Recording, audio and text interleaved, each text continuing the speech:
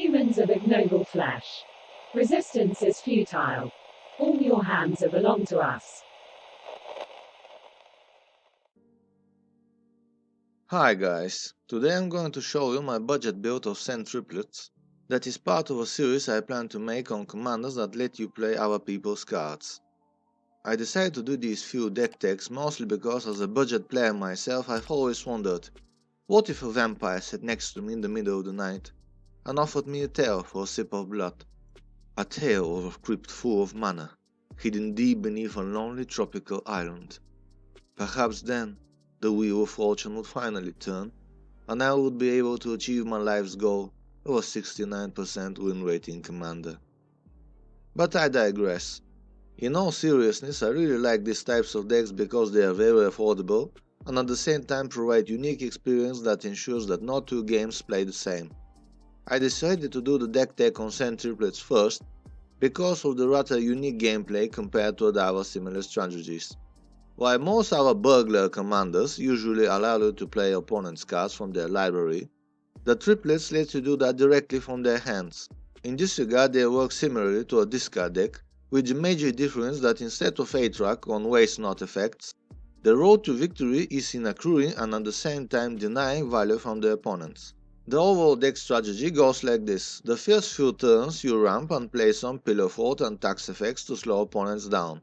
You follow that up by playing Sen Triplets with at least one protection or counter spell at the ready.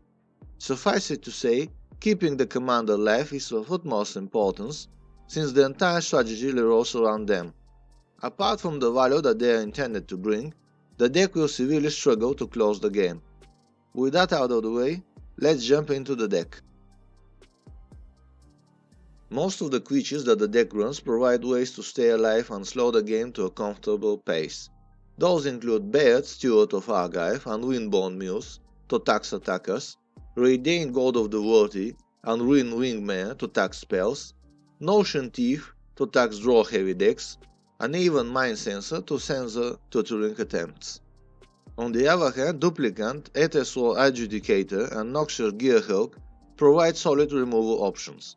Intellect Devourer is a cute creature that can net a solid value, and if you manage to play all 3 cards it is a solid 4 for 1. Padim, Console of Innovation, provides blanket protection for artifacts, including the commander, and can draw us a card most of the time, and Vega the Watcher draws a card whenever we cast a spell from anywhere other than our hand, which is exactly what we plan to do. Lastly, I got 3 of the 4 mages: Tribute Mage, Trophy Mage, and Treasure Mage.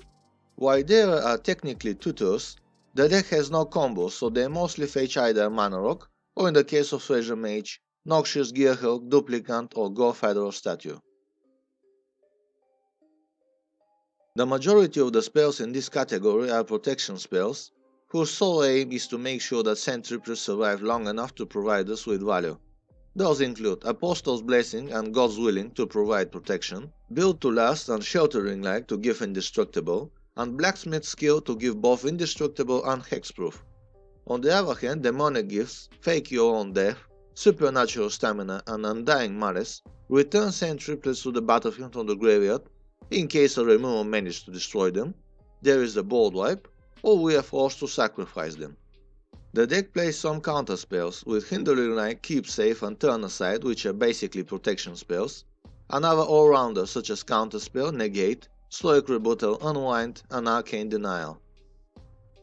Swords to Plowshares, Risk-Sculpt, Ravenform, and Vindicate are the options of choice for targeted removal, and Cleansing Nova, Austere Command, Merciless Eviction, Time Wipe, and Divine Reckoning for mass removal, that combines either versatility or a way to save our commander.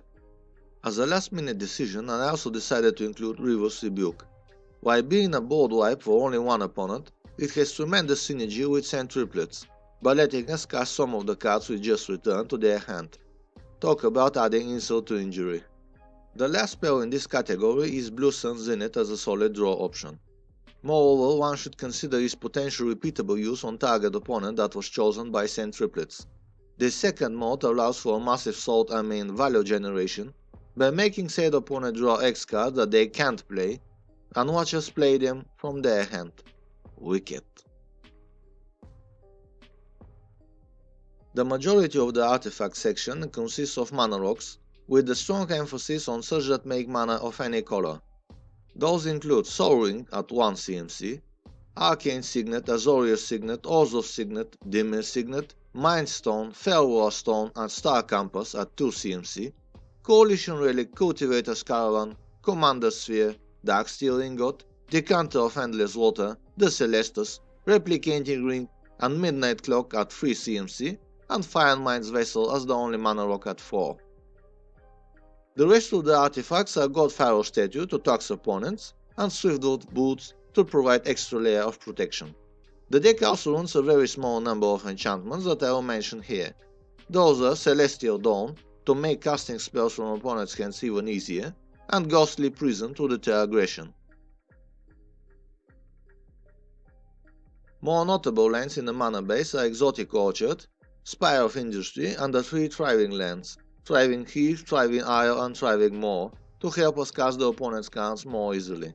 The rest of the mana base includes Command Tower, Prairie Stream, Sunken Follow, Caves of Kolos, the 3 bounce lands Azorius Chancery, Orzhov Basilica and Dimir Aqueduct, and the 3 temples, Temple of the Seat, Temple of Enlightenment and Temple of Silence. Lastly are the basics, which include 8 islands, 7 plains and 5 swamps. The non-budget upgrades for this deck are mostly pillar fort pieces such as Propaganda, Authority of the Consuls and Blind Obedience. Other cards are Paradox Case to be able to select a second player each turn, Isochron Scepter to imprint a protection or counterspell, and accrue even more value from them, some better mana rocks such as Gilded Lotus, and of course upgraded mana base such as including City of Brass and Mana Confluence. Lastly, if you got the means or were very lucky to pick up the precon they were printed in, you can include the spells that are free if you control your commander: Fierce Guardianship, Flawless Maneuver and Deadly Relic. Well, this is my budget deck on Sen Triplets. The price breakdown as of recording of this video is $72 on Card Kingdom and $46 on TCG Player Market. For fellow Europe-based players, the deck price on Card Market is €51.6, around 24% of which is shipment, and it may vary depending on your location. All cards are selected in English language with excellent and up condition. As usual, the deck list is in the description, and I'll also provide the link to the version that I'm actually playing as a bonus. I hope that you like this video and that it will be useful when you build your own version. Cheers!